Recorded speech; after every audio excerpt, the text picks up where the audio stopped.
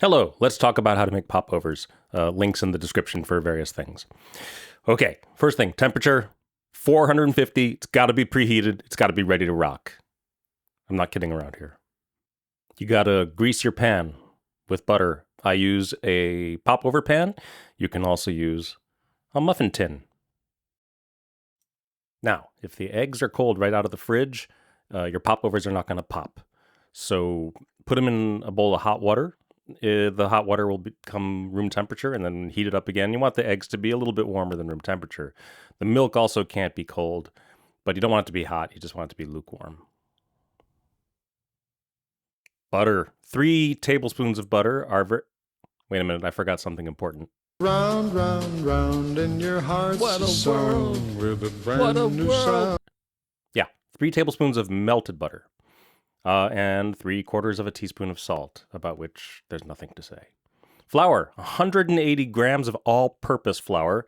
I don't know what that is in cups because I have a kitchen scale. And there's everything. That's the entire setup. Egg number 1, egg number 2, egg number 3, egg number 4 into the blender. Milk into the blender. Salt into the blender. So those are the 3 ingredients you start with. You mix them for a while. I won't be any more specific than that until it's very well mixed. And then carefully add the flour. Mix again. Mix it for a while. Blend it for a while so that it's very smooth. And then finally, the blessed, glorious melted butter goes in.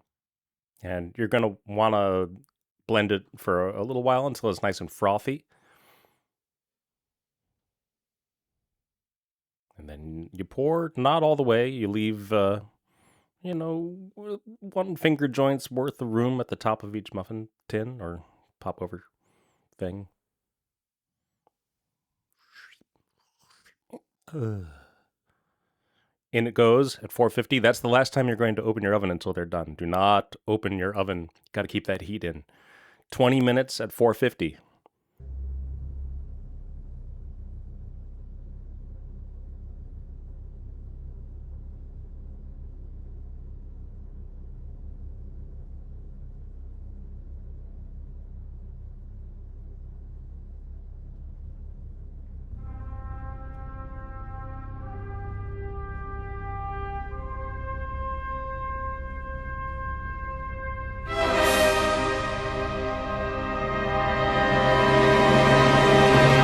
After 20 minutes, bring the oven down to 350. Do not open the oven door. 350 now for 20 more minutes. Et voila! Popovers. They are very, very good.